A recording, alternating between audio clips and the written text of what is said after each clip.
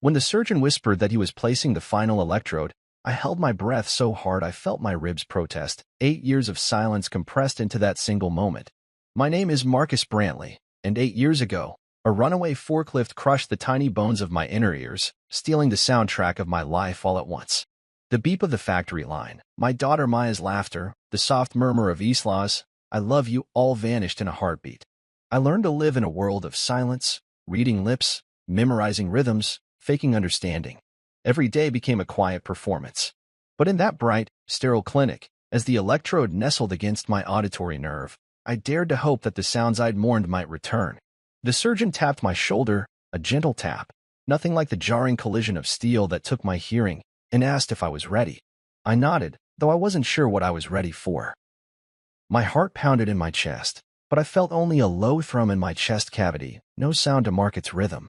I clenched the edge of the examination chair, fingertips wide against the vinyl, and reminded myself that I was here by choice.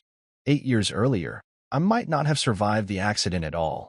Insurance paperwork called it industrial negligence, but the truth was that machines and people sometimes collide, and I was in the wrong place at the wrong time. The first days after the accident blurred into an anxious haze of darkness and loss. Isla held my hand through the worst of it, as nurses and doctors spoke around me in tones too soft to register, and I realized that everything I once took for granted had slipped away. When the surgeon signaled that the device was active, a hush fell over the room. If I'd been able to hear that hush, I would have dismissed it as the expected quiet of a medical procedure. But in my world, quiet was everything.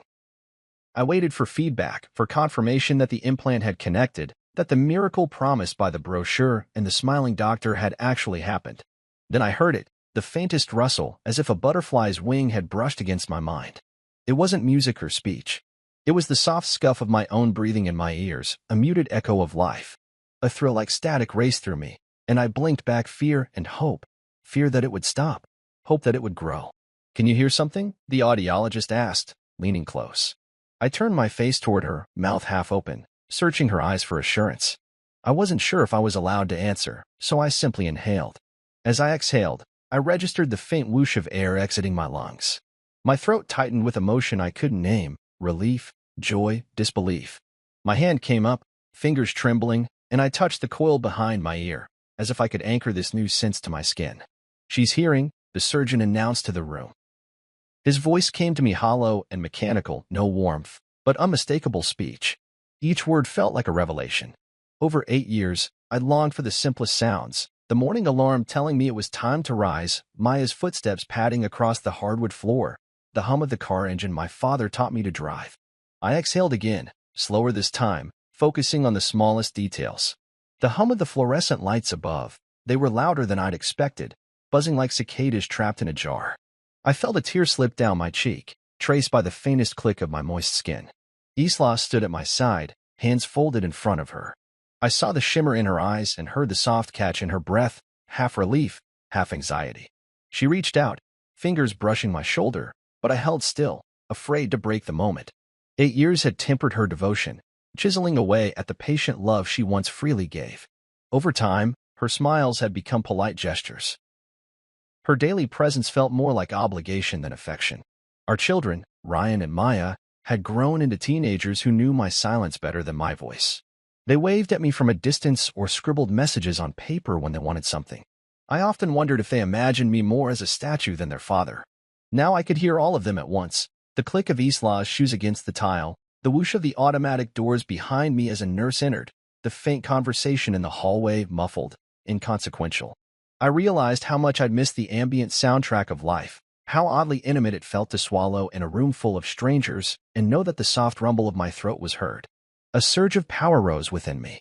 I had an opportunity, a choice I never expected to have again. I looked at Isla, ready to speak, to tell her that I could hear her voice again, to watch her expression shift from cautious hope to unguarded delight. But something held me back.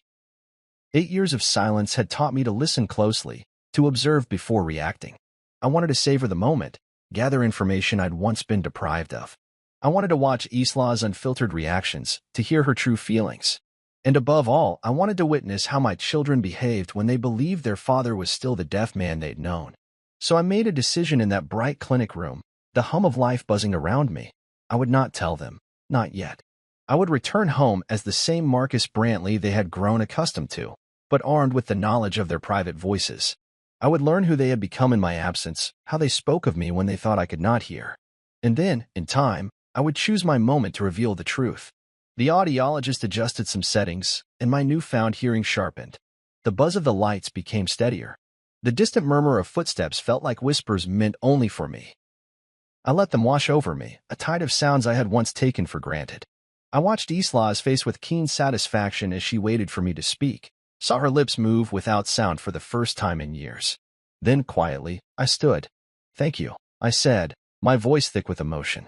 It sounded different to my own ears, a stranger's voice returning through a place that had been broken for years. The word echoed in the room, resonant and real. The surgeon smiled.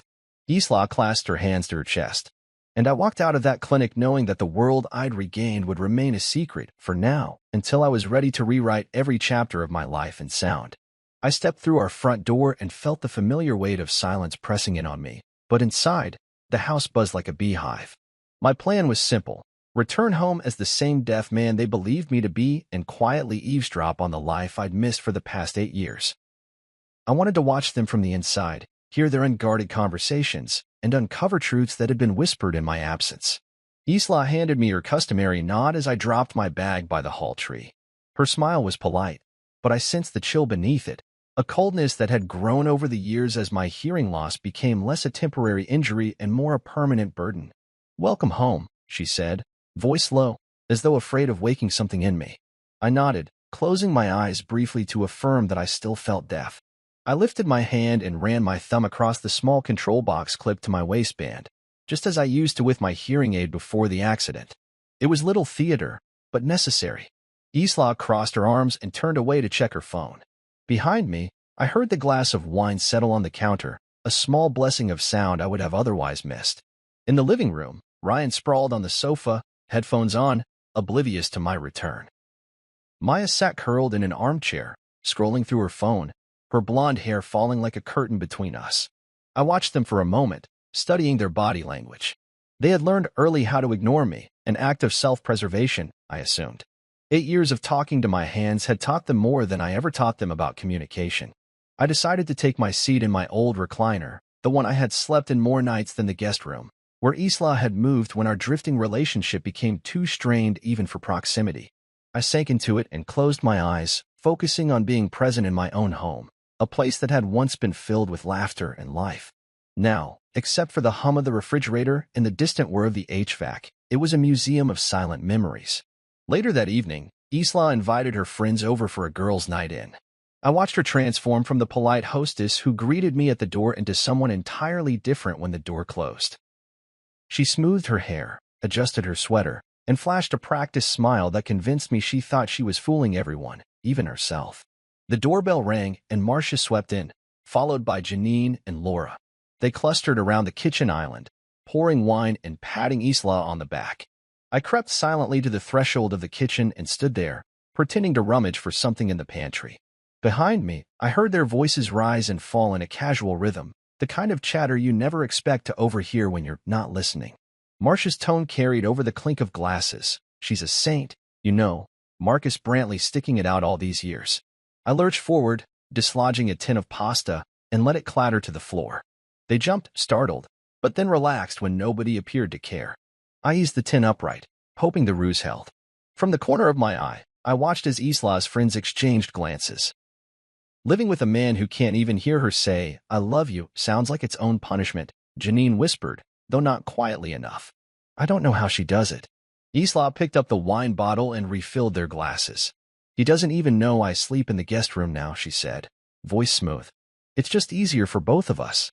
She laughed, but it sounded brittle, like glass under stress. "I used to think that love was enough. Turns out, it's a lot easier to share a bed with the idea of a person than with the person himself." My heart twisted as I stood there in silence. 8 years of missing their voices, and now I heard them all at once: betrayal, disdain, indifference. My children's tiny world revolved around screens and arcades and sleepovers with friends who didn't know me at all. Isla's saint veneer cracked in the company of women who saw only the burden I represented. I closed my eyes, took a breath, and let the silence return as though I had heard nothing. When they moved back into the living room, I followed, clutching the edge of the sofa. I positioned myself so that I could see and hear everything, pretending to fiddle with my phone, another prop in the performance of deafness. Marcia tapped her glass. Here's to Isla, or rather, despite everything. She raised her glass, the others followed. Their laughter rose in a wave, and I imagined the words splashing against my skin.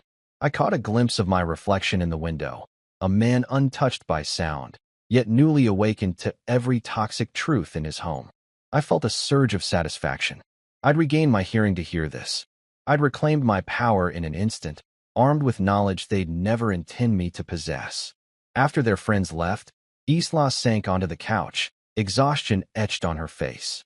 Sorry about that, she murmured, not meaning her apology for the noise but for the truths I'd overheard. I simply nodded, sliding into my recliner as though I'd been there all along. She turned toward me, eyes red, searching. You okay? She asked. I offered a small, reassuring smile and touched my ear as if checking my hearing aid. Yes, I mouthed silently, then closed my eyes, letting her believe in my silence. That night, I lay awake in my recliner, listening to the house settle around me, the shallow snores of Ryan in his room, the distant drip of the bathroom faucet, the soft hum of the security system waiting in standby. I realized that the house was more alive than it had been in years. It wasn't my hearing that made it so, it was the awareness of what had been lost and what had returned. I would continue this act of deafness for a while longer. I would catalog every word, every betrayal, every half-truth. And then, when I chose, I would declare my presence in full voice. For now, though, I would remain the silent observer in my own home, gathering the evidence of their indifference, savoring the moment when the tables would finally turn. I spent the rest of that afternoon alternating between pretending to nap on the couch and drifting from one doorway to another, positioning myself within earshot of every conversation the family had.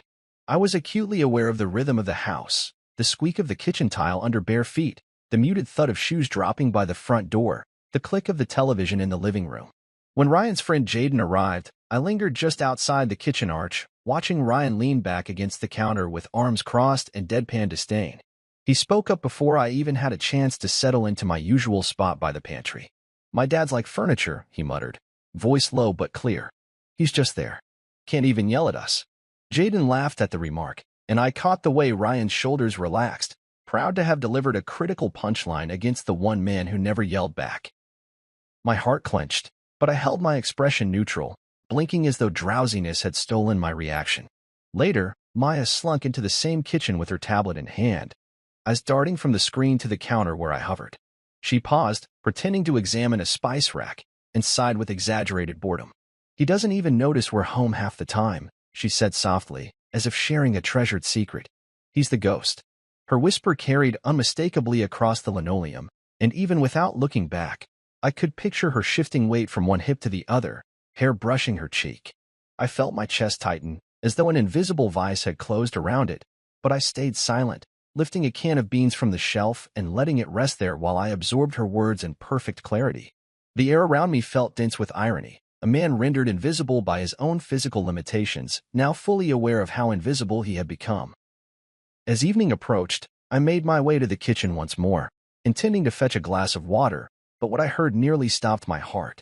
Isla paced near the sink, phone pressed to her ear, voice casual at first but growing colder with each word. Honestly, I don't feel guilty, she said, tilting her head so that the phone nestled perfectly against her ear. He doesn't even notice I'm gone most nights.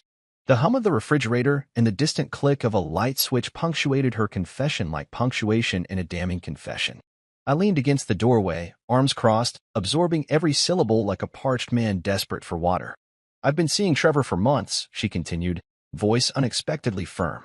He actually listens. Trevor. Her coworker, the new man in her life, the betrayer in my own home. Her words struck me with the force of a sledgehammer. I wanted to burst forward, confront her, shout until my voice gave out, but I forced myself to remain still. In those seconds, I realized how powerful silence could be. I let my soul drink in each nuance of her tone, the way she paused before saying guilty, the brisk certainty in doesn't even notice, the warmth in he actually listens. I memorized her cadence so that I could replay it later, a tapestry of betrayal woven through ordinary sounds. When she finally ended the call, I took a step back, gave a small, involuntary exhale, and allowed myself one moment to close my eyes and calm the storm within. Then, gingerly, I fetched my water and retreated to the living room, carrying the weight of her words in every muscle. That night, as I lay sleeping on the couch, I couldn't stop the thoughts racing through my mind. I pictured Isla curled under the sheets in that guest room she'd claimed years ago, shuddering at the memory of our empty bed. I imagined Trevor's house, warm and filled with laughter, where she must feel heard. I pictured my children, mocking me behind closed doors, shrugging at the man who once taught them to ride bikes and to read their first words. The emotional ache was deeper than any physical pain I had ever known. For 8 years I had felt the world slip through my fingers. Now I felt my family slip away. But underneath the sorrow and the anger, a different sensation took root: clarity. I recognized that I had given them every chance to love and understand me, and they had chosen to ignore me. I realized that my silence had made it too easy for them to erase me. It was a lesson in power and presence. I would no longer be the passive observer in my own life. Now that I could hear, I would transform every whispered insult, every clandestine conversation into evidence of their choices. I resolved then to use the next days wisely, gathering the facts, consulting my attorney, planning a confrontation that would leave no room for their denials.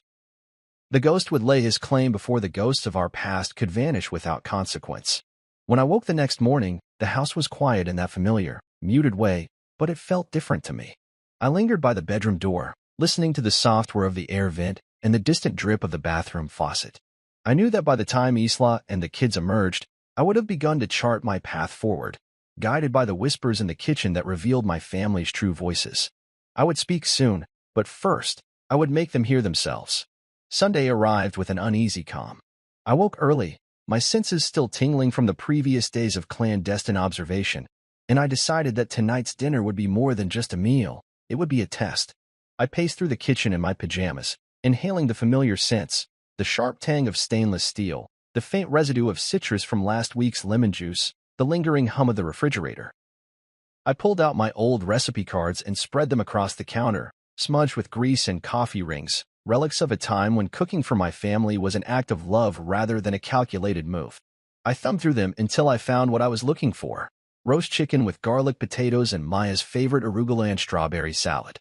Simple dishes with comforting flavors, enough to tempt even the most distracted palate. I set to work methodically. The chicken was rubbed with salt, pepper, and rosemary, herbs I had planted in our yard the first spring after Ryan's birth. The garlic potatoes I chopped into wedges, tossed in olive oil and thyme, and slid into the oven alongside the bird. For the salad, I whisked together balsamic vinegar, Dijon mustard, honey, and olive oil, then folded in fresh arugula, sliced strawberries, and toasted pecans. As the kitchen filled with the rich aroma of roasting poultry and the sweet waft of vinegar and fruit, I felt something I hadn't allowed myself in years: anticipation. Not for their approval, but for the revelation I was crafting. When the timer dinged, I plated the meal with the precision of a surgeon. The chicken glistened, the potatoes were golden brown, and the salad brightened the plate with its crimson and green. I wiped a stray drop of dressing from the rim and arranged everything on a tray, taking a moment to memorize the perfect presentation.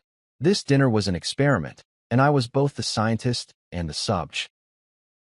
I carried the tray into the dining room just as Isla emerged from the hallway, dressed in casual jeans and a blouse that hinted at effort. She paused in the doorway, surveying the table set with our everyday plates and my good silverware from the china cabinet. Her eyes flicked to me, then to the feast before her.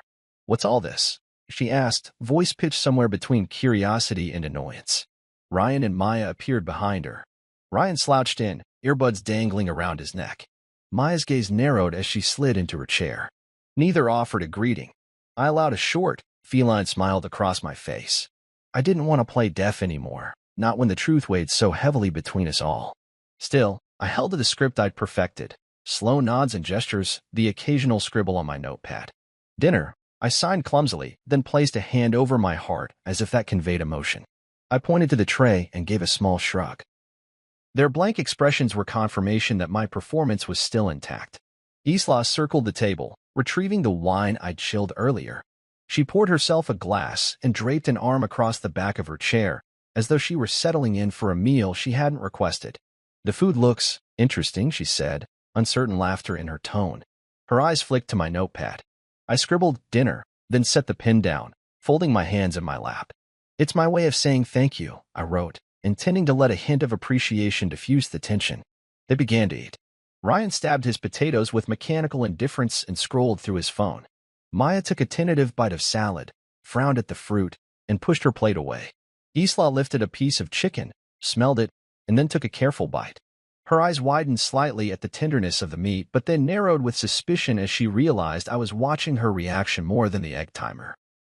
Midway through the meal, Isla leaned across the table and tapped my arm. She frowned, and I raised an eyebrow. She scribbled something on a napkin and slid it toward me. Why now? I let her question hang in the air, then wrote back, just wanted to cook. She glanced at my response, lips pressed together, and I knew she sensed more than I let on.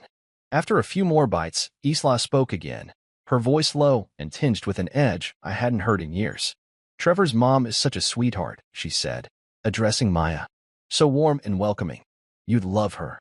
Her gaze flicked to me, as if measuring the invisible distance between my ears and her words.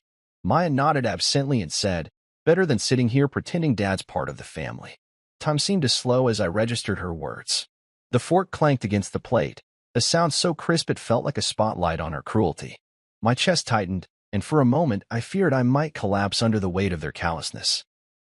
But instead, I rose slowly from my chair, pushed the tray toward the edge of the table, and spoke in a clear voice that startled us all. Thank you for dinner, I said, every word ringing like a hammer against glass. They froze. Isla's hand went at her throat. Maya's mouth formed a perfect, oh, and Ryan gaped like he'd seen a ghost. I walked around the table, picked up my plate, and scraped the food into the trash can I'd stashed nearby. Bits of chicken and specks of potato splattered against the linoleum. I watched the fillet slide down the barrel, the scraps falling away as though rejecting the people who'd gathered around it. They sat in stunned silence as I carried my plate back to the kitchen. The sound of clinking porcelain echoed down the hallway, a triumphant chorus marking the end of my silent endurance. I opened the trash, dropped in the remains, and closed it firmly. Turning back toward the dining room, I saw Isla standing by the table, eyes blazing with hurt and anger. Maya and Ryan flinched under the weight of my genuine gaze. I didn't apologize. I didn't defend my actions. I simply wiped my hands on a dish towel and said, I noticed everything. Then I walked out of the dining room, letting the heavy hush follow me like a cloak. Behind me, their whispered panic filled the air, fragments of, what did he just say? And did he really hear that? Proof that the test had worked, proof that I was finally back in their world. And for the first time in 8 years, I felt the power of my own voice echoing through the rooms I'd thought were silent forever. I sat in my home office late that afternoon, the soft glow of the desk lamp illuminating stacks of unopened mail and gathering dust on my polished mahogany surface. My heart thumped in my chest like a frantic drumbeat as I tapped my pen against the blotter, considering my next move. Isla's betrayal had cut me deeper than any physical wound, and I knew I needed professional help to navigate the fallout. That's when I reached for my phone and dialed the number I hadn't used in years, Mr. Halston, the attorney who had guided me through the maze of contracts and corporate minutiae when I ran my own logistics business before the accident. The phone rang twice before his calm, measured voice answered. Marcus Brantley, he said, surprise threading through his tone. It's been some time. I swallowed hard, my throat dry. Yes, I managed, steadying myself. I need your help. Can we meet this afternoon? He hesitated for a moment, as though weighing the years that had lapsed since our last conversation. Then he replied, of course. My office in 1 hour.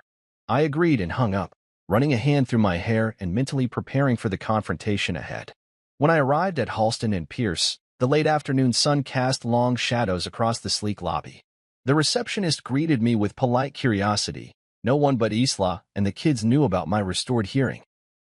Before ushering me into his mahogany-paneled office, the familiar scent of leather-bound law books and polished wood brought back memories of a time when I had felt in control, when legal language and fine print gave me power over chaos. Halston rose from behind his desk and offered a firm handshake. His eyes, sharp behind wire-rimmed glasses, registered something in my expression, a steely resolve I rarely displayed. Sit down, Marcus, he said, gesturing to a leather armchair opposite his desk. I perched on its edge and cleared my throat. I want a full audit of all our accounts. I began, my voice steady. I need to know where every dollar went in the last 5 years. And I want to update my will. His eyebrows rose in unison. Updating your will is straightforward, he replied. But audits take time and money. What has happened? I hesitated, then decided honesty served me better than evasion. I can hear again, I said quietly. His pen stilled in midair. The cochlear implant worked. 2 weeks ago, I watched as the gears turned in his head, reconstructing the implications of my confession. Halston set down his pen and leaned back in his chair. That's wonderful news, truly.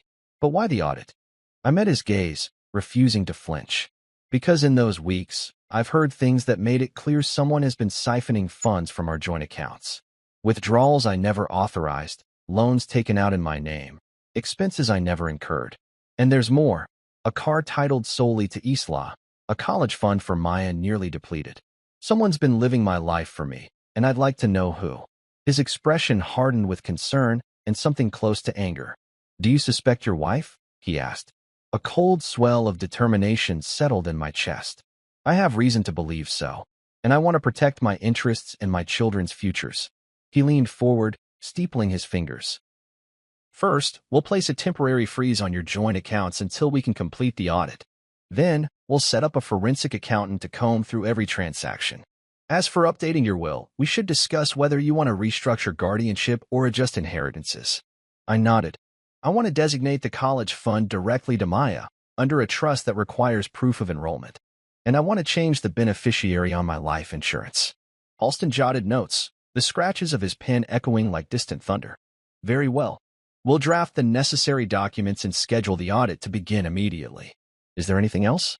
I paused, considering whether to share the full extent of the emotional betrayal, but decided to keep the focus on the tangible. Yes, I said finally. I want this handled discreetly. No alarms raised, no gossip. For now, they believe I'm still deaf. I intend to keep it that way until I decide to reveal the truth. Halston nodded, respect flickering in his eyes. Understood. We'll proceed confidentially. Anything else? I shook my head. Thank you, I whispered. He gave me a small smile, the kind that acknowledged a client ready to reclaim his life. Driving home, I felt a sense of purpose I hadn't experienced since before the accident. The sun was dipping below the horizon, painting the sky in bruised purples and golds as I navigated quiet suburban streets. I thought about the ledger entries I would soon uncover, the proof that would validate every suspicion I'd harbored. More than that, I thought about the will I would rewrite, the legacy I would secure for my children and for myself, a declaration that I was no longer the invisible man I'd become. That evening, I returned to the house loaded with fresh resolve. I smelled dinner cooking, the faint aroma of onions and peppers drifting from the kitchen. I could have stormed in, confronted Isla with my findings, demanded an explanation. But I reminded myself that patience was my ally. I had set the wheels in motion. My attorney would handle the legal groundwork while I gathered the final pieces of evidence. As I climbed the stairs to my office, I glanced at a framed photograph on the wall, Isla holding baby Maya in her arms, Ryan toddling beside them, and me bent forward, whispering encouragement. I reached out and touched the glass, a finger tracing the outline of my own reflection. The man in that picture felt like someone else, someone happy in a world full of sound. I gave the photo a small, determined nod. In a few short weeks, I would reclaim more than just hearing. I would reclaim my life. For the first time in years, I slept at night not in the silence of the recliner, but in the quiet conviction that I was no longer the ghost of my own story. I decided the next move would be theatrical, something grand enough to draw every secret into the open. So I sent out invitations to a family dinner at our house, addressing them all as though nothing had changed. Isla, the kids, her parents, her brother Craig, and his wife Natalie, and, yes, Trevor. I printed elegant cards on thick cream paper with calligraphy that read simply Family Dinner, Saturday, 7 p.m. I slipped them under doors and sent a text to Trevor's work number. I wanted them all under one roof, gathered at my table, where I would watch their faces as I reclaimed my power. That Saturday, I spent the afternoon cleaning and setting the dining room. I laid the table with my good china, Isla's grandmother's porcelain rimmed in lavender, and polished the silver until it gleamed. I draped a crisp white tablecloth over the oak surface, then arranged fresh lilies in a low glass vase at the center, their scent soft but unmistakable. My special wine glasses waited beside folded linen napkins, each secured with a slender sprig of rosemary. The effect was simple yet deliberate, a reminder of the gatherings we once held here before silence crept between us. At 6:45, I heard the first car pull into the driveway. I opened the front door to greet Isla's parents, Margaret and Paul, who stepped inside under my arm. Their smiles were polite but strained, as though they sensed tension lingering in the air. I welcomed them warmly and directed them to the living room to wait. Moments later, Craig and Natalie arrived, breezy and laughing too loudly. Natalie placed her designer purse on the console table and gave me a perfunctory hug, while Craig's hand lingered on my shoulder before he let go. I was flicking to the dining room like he was bracing himself. Isla came in next, dressed for an evening out rather than a family meal, her blouse tailored and her hair perfectly styled. She paused in the doorway, blinking as she took in the table setting. "Marcus," she said, voice cool. "This is beautiful." She took a tentative step forward and then another, easing into the living room with the others. Trevor arrived last, carrying a bottle of wine he assumed would be appreciated. He wore a blazer over a crisp shirt, looking every inch the guest who came to impress. His gaze flicked to me with a flicker of arrogance, as if to say, "I belong here more than you do." I closed the door behind him and gestured for everyone to follow me into the dining room. They murmured greetings to one another, small talk about traffic, the weather, how nice the house looked.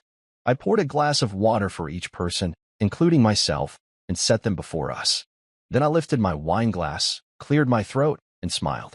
"Thank you all for coming," I began, raising my glass slightly. "I wanted to have dinner together, as a family."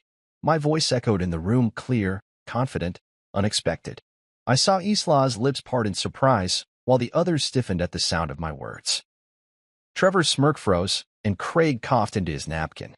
We sat, and I signaled for the first course, a creamy butternut squash soup garnished with toasted pumpkin seeds. The server, a friend I'd hired for the evening, brought bowls to the table, and the liquid glowed like embers against the china. Conversation was tentative. Margaret sipped her soup and offered me an encouraging nod. Paul avoided eye contact. Natalie dabbed at her lips with her napkin. Trevor stirred his with a spoon as though uncertain whether to taste it. As the main course arrived, seared salmon on a bed of wild rice with sautéed asparagus, I watched them closely. I had already recorded certain conversations in my mind. Isla's confession in the kitchen, Ryan's jokes, Maya's thoughts. Now I wanted to see their faces, their shame, their fear. I spoke again before anyone could recover their composure.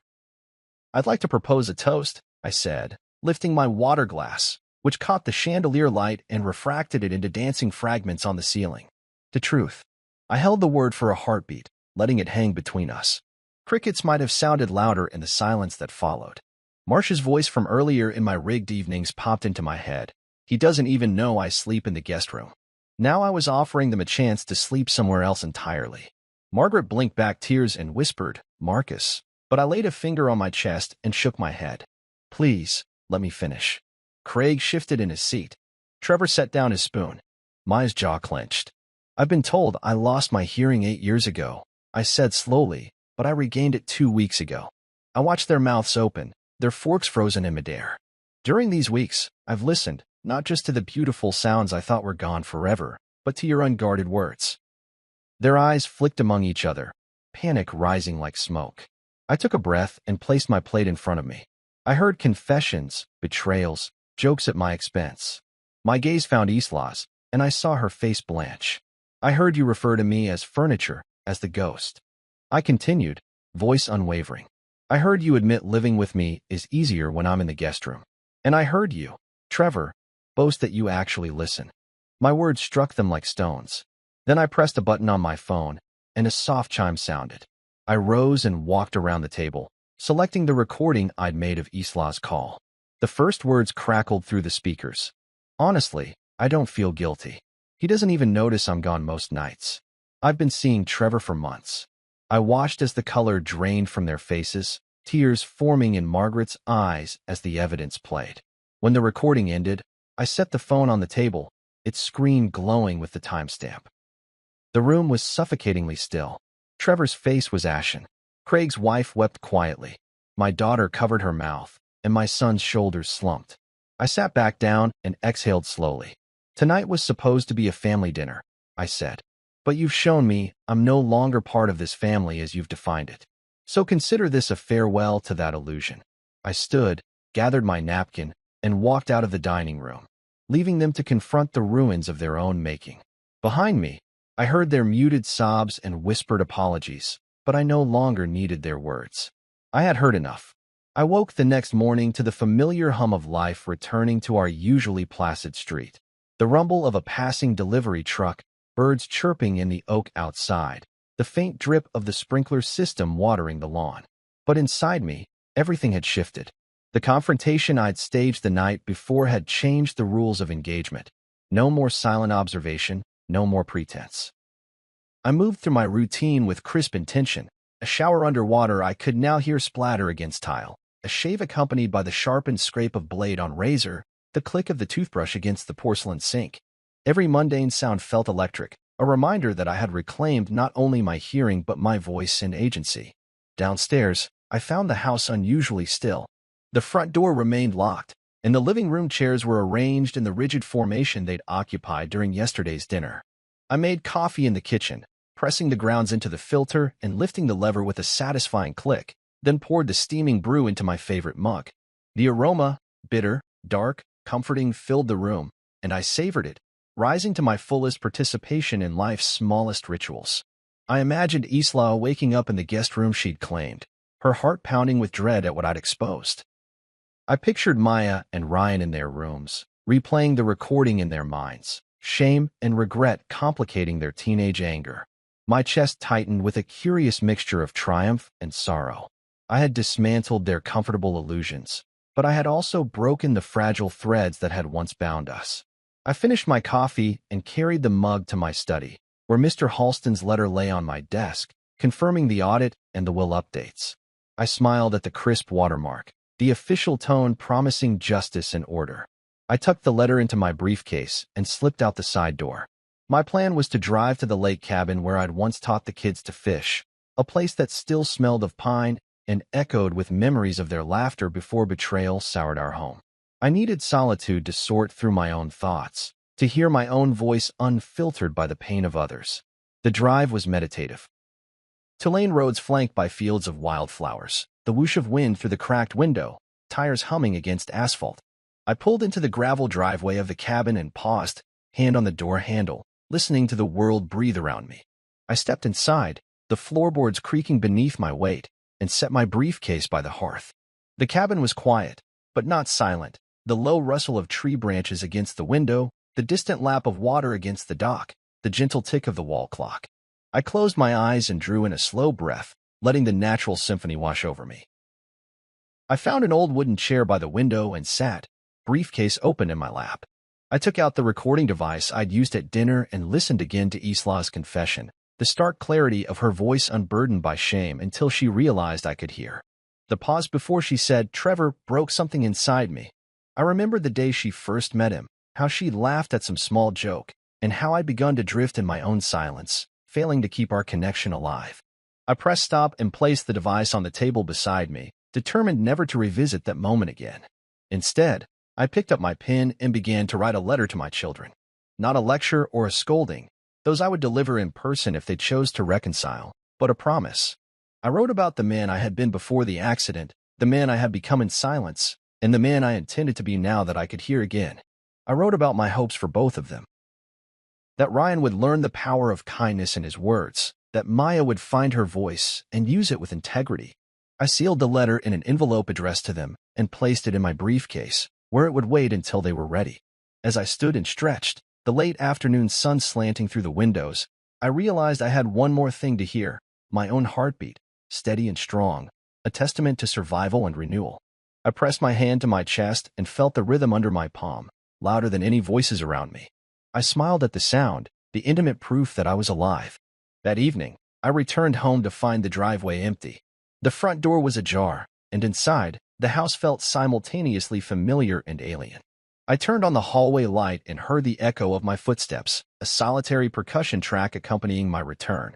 I set my briefcase on the entry table and walked to the living room, where the chairs still stood guard in their formal rows. I imagined the weight of their eyes on me when I confronted them, the sudden hush that fell like a blanket. Isla awaited me in the kitchen, leaning against the counter with arms crossed. Her face was drawn and pale, her makeup smudged as though she'd cried. She looked at me with eyes that pleaded for an end to the silence between us. But I wasn't that silent man anymore. I approached her and spoke, my voice low but firm. Isla, we need to talk. She nodded, stepping closer. I saw the flicker of hope in her eyes, that we might salvage something, that the confession might have been a mistake. Instead of fear, I felt pity. I've heard everything, I said softly, and I've decided what comes next. Her lip trembled as she reached for my hand. I pulled away. I'm giving you 30 days to move out, I continued, each word deliberate. After that, the trust for Maya becomes active, and I'll be revising the guardianship. I want to minimize the damage, but I will protect what's mine. Tears slid down her cheeks, silent sobs racking her shoulders. Behind her, I heard footsteps on the stairs, the kids, drawn by the tension. I turned and spoke again, knowing they could hear. Ryan, Maya, come down here. My children appeared at the doorway, hesitant. Their eyes were red, their faces haggard. I held the letter I'd written for them and set it on the counter between us. This is for you, I said. Read it when you're ready. Neither replied. I gave them each a nod and turned back to Isla. I'll arrange the details with Halston, I said, voice gentle but irrevocable. 30 days. I left the kitchen and descended the stairs, the steps echoing like the closing lines of a play. I paused at the top, placing my hand on the banister, and looked back down. The house was quiet once more, but now the silence felt different, no longer suffocating, but charged with possibility. I realized that the silence I had once feared could be necessary, a space in which I could rebuild my life on my own terms. I climbed into bed that night, cocooned in blankets that no longer felt like a barrier against noise. I closed my eyes and heard the most important sound of all, the steady rise and fall of my breath, the enduring rhythm of a man who had survived, who had listened, and who would speak his truth whenever he chose. The day after I delivered my ultimatum, the house felt strangely vacant. My footsteps echoed through empty rooms as I moved from kitchen to living room, each familiar space now marked by absence. Isla's clothes were gone from the closet. Her side of the bed lay undisturbed.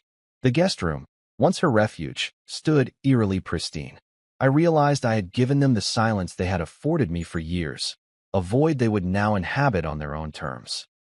I spent the morning in the living room, sitting in my recliner and watching the sunlight shift across the hardwood floors. Outside, birds chirped with indifference. Inside, silence reigned supreme. For the first time since regaining my hearing, I felt no compulsion to fill the quiet with television or radio. Instead, I let the hush be a testament to my choice. In the past, my deafness had been imposed upon me. Now silence was a gift I gave myself. My attorney's call came midday to confirm the account freeze and to inform me that the auditors had uncovered discrepancies. Monthly transfers to a shell account, tuition checks written to defunct institutions, payments on a car lease for a vehicle I'd never driven. Each entry was a dagger of proof. I instructed Halston to proceed with the guardianship adjustments and to prepare divorce filings. He reminded me that while legal timelines can be slow, the freeze would protect the children's funds until courts approved our agreement. I thanked him and hung up, feeling the heavy relief of legal boundaries forming around my life. That afternoon, Ryan knocked on my office door. He slipped inside, eyes downcast, carrying a crumpled envelope, my letter to him and his sister. "Dad," he began, voice unsteady. "Can we talk?" I motioned to the chair across from my desk and watched as he sank into it, clutching the envelope. He unfolded the paper with trembling fingers and read in silence. His brow furrowed, tears spilled onto the page. When he looked up, his eyes were red but clear. "I'm sorry," he whispered. "I didn't know. I was angry, but I didn't really hate you." I reached across the desk and placed a hand on his shoulder. "Anger reveals what's inside. I'm glad you came." He nodded, and we sat together in the hush, 2 generations learning new ways to communicate. Later, Maya texted me, "Can we talk?" I invited her to join me in the study. We sat side by side on the couch, the envelope between us. She bit her lip, reading parts of the letter aloud in a shaky voice. "I missed you," she said. "I thought you didn't care." I explained how my silence had been a barrier, not a choice. How now, hearing again, I could choose when to speak and when to listen. She leaned in, resting her head on my shoulder. "I want to make this right," she murmured. With the kids slowly bridging the new gaps, I turned my attention to rebuilding my own world. The next day, I drove to the charity for deaf veterans where I'd volunteered decades before. At reception, the coordinator greeted me with warm surprise. Marcus, we've missed your help. I spent hours organizing hearing aid donations and teaching lip-reading workshops, rediscovering a sense of purpose outside the betrayal that had consumed my home life. Each laugh, each shared accomplishment filled the spaces left by my family's absence. On Thursday morning, I visited the mechanic's garage, where I'd learned to fix cars before the accident. I spent the day elbow-deep in oil, rebuilding an engine I'd traded to finance my cochlear implant. The rhythmic clank of wrench against bolt, the hiss of compressed air, the roar of a newly tuned engine, all marked my reclamation of skills and passions I thought I'd lost. When I revved the engine, I imagined Isla and Trevor listening to my absence, hearing only the echo of what I had chosen to leave behind. That evening, I prepared dinner for myself, grilled vegetables and seared salmon, plated simply on one dish. I ate by the window, watching the sun dip below the horizon. The silence around me was gentle, a companion rather than a void. I reflected on how I had once equated silence with loss, but now I understood its power as a space where healing and growth could take root. Before bed, I walked through the empty bedrooms, once filled with family life, now waiting for new occupants. I paused in my own room, running a hand over the chair where I used to sit and pretend I couldn't hear. I smiled at the stillness, knowing I would never again endure silence imposed by another. Instead, I embraced it as a choice that defined my boundaries, protected my peace, and honored my newfound voice. As I turned off the lights, I heard a soft ping. Maya's text blinking on my phone. "Thank you, Dad." I typed back, "Anytime." Then I closed my eyes, letting the hush of my empty home cradle me to sleep. A silence I deserved, a silence I chose, a silence that spoke louder than any words. Islam moved into her apartment 2 weeks after our confrontation, leaving the house feeling oddly spacious and hollow. Without her presence, the rooms that once buzzed with betrayal now hummed with possibility. I wandered through the empty spaces each morning, listening to the echoes of my own footsteps and the distant call of birds outside the window. The silence felt different now, no longer a wall between me and the world, but a canvas on which I could paint my new life. One afternoon, I sat at my desk going over the audit report Halston's team had compiled. Line by line, they traced the unauthorized withdrawals, the diverted tuition checks, the lease payments for the car I never drove. The evidence was damning in its precision. Dates, amounts, transaction IDs, all laid bare. I felt a grim satisfaction in knowing the truth had been exposed, that no stone remained unturned. I signed off on the next legal steps and leaned back in my chair, closing my eyes and savoring the moment of clarity. Just then, I heard a tentative knock on the front door. It was Ryan. He stood there, arms crossed, eyes wary but determined. He carried a small backpack slung over one shoulder, and his expression mingled apology with hope. He stepped inside without waiting for an invitation and held out his phone. "I made a playlist," he said softly. "Songs you used to play on road trips." His apology was wordless, conveyed by the tech in his hand. I felt a pang of affection. This teenager, once certain I was a ghost, now reaching across our fractured relationship. I smiled and set aside the audit report. "Let me see," I said, motioning him over. He tapped the screen and pressed play. Familiar chords filled the room. "Here Comes the Sun," "Sweet Home Alabama," the soundtrack of family vacations before silence fell between us. We sat on the couch together, the music wrapping around us like a shared memory. When the first song ended, Ryan looked at me with his bright, earnest eyes. "I wanted you to know I still remember." I nodded, feeling a lump in my throat. "Thank you," I said, my voice catching. "That means a lot." He pulled me into a quick hug, a hesitant, imperfect embrace, and then slipped back to his feet, as though uncertain how much affection he was allowed to give. I watched him leave the room and wondered how many more bridges we needed to rebuild. Later that evening, Maya texted to say she was stopping by. When she arrived, she carried a photo album from our pre-accident days, snapshots of birthdays, beach trips, family barbecues.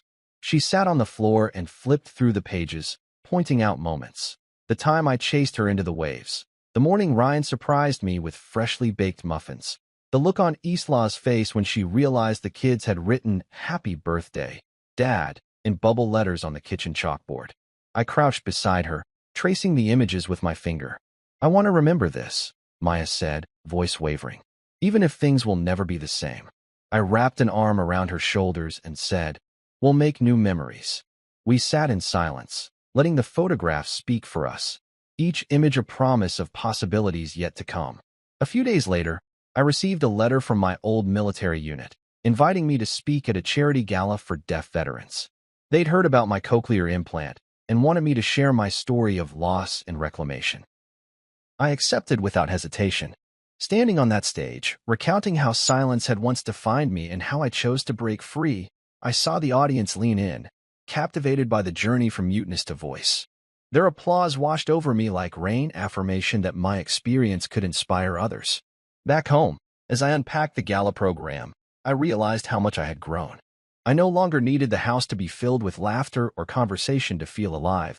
I had learned to inhabit the silence with purpose. Yet I also craved connection, and I vowed to nurture the fragile bonds with my children and, one day perhaps, to open my heart again. That night, I walked through the house and paused in each room. In the dining room, I remembered the taste of roast chicken and the crash of broken trust. In the living room, I heard the strains of my son's playlist echoing between walls. In the study, I felt the silent strength of decisions made in solitude.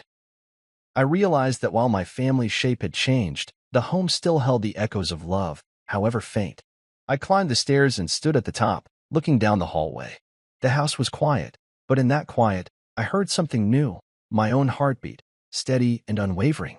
I placed a hand over my chest and smiled, knowing that while I had spent years listening for other voices, the most important one was my own.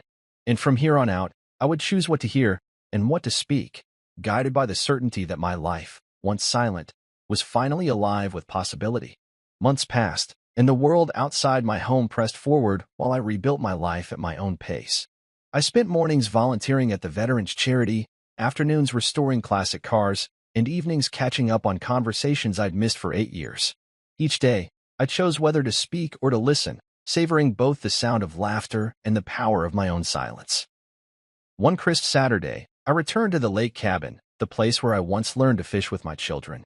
The cabin had aged, though it weathered by sun and wind, yet it held the same comforting stillness. I unpacked my gear, fishing rod, tackle box, and a thermos of coffee.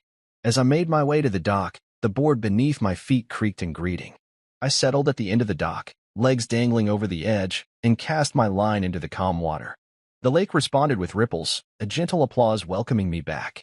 I sipped my coffee and reflected on how much had changed.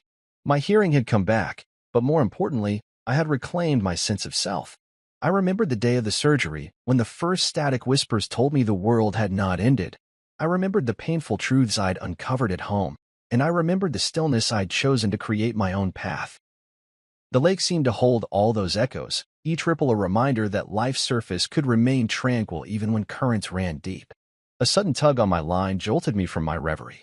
I reeled in a silver trout, its scales flashing in the morning sun. I held it carefully for a moment, admiring its resilience, how it thrived in depths unseen, how it adapted to currents and obstacles. Then I released it back into the water, watching it dart away, free once more. I smiled, recognizing in that fish a metaphor for my own journey. I had been pulled under by forces beyond my control, but I surfaced stronger, choosing freedom over confinement. Back at home, I found a letter waiting for me from Maya. She'd enclosed photos from her college orientation, her radiant smile and cap and gown, the campus alive with possibilities, and a note. Thank you for believing in me. I placed her letter on the mantel beside a framed snapshot of her toddler self, and I felt a swell of pride. She was forging her own path now, unburdened by the ghost her father once was. That evening, I prepared a modest dinner of pasta and fresh vegetables and set a place at the table for one. I lit a candle and poured a glass of white wine, savoring the ritual of solitude. As I ate, I reflected on the transformation that had begun the moment I heard the world again. I realized that regaining my hearing was only the beginning. The true miracle was learning when to speak, when to listen, and when to embrace the silence that allowed both. The phone rang after dinner. It was Isla. I paused, surprised by her call, and then answered. Her voice was tentative.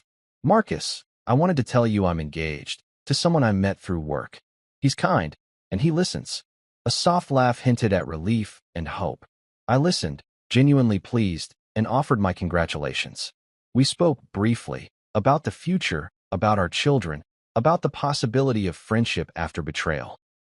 When we hung up, I realized that forgiveness was not a destination but a bridge we built over time, plank by plank, with honesty and respect. As night fell, I stepped onto the porch and listened to the world around me. Crickets singing in the grass, the distant hum of passing cars, the whisper of wind through the trees. Each sound felt like a note in a symphony I had once believed lost forever. I closed my eyes and let them wash over me, a testament to resilience and choice. I thought of the man I had been before the accident, a man defined by silence he didn't choose, and the man I had become by embracing the sounds he reclaimed. I realized that hearing my life again wasn't just about the world's voices returning. It was about finding my own voice and deciding when to let it be heard. I took a deep breath and exhaled slowly, letting the night choir of crickets and frogs fill the air. Then I whispered into the darkness, a promise to myself and to the life I had rebuilt. I choose what's worth listening to, and in that chosen silence, I found peace.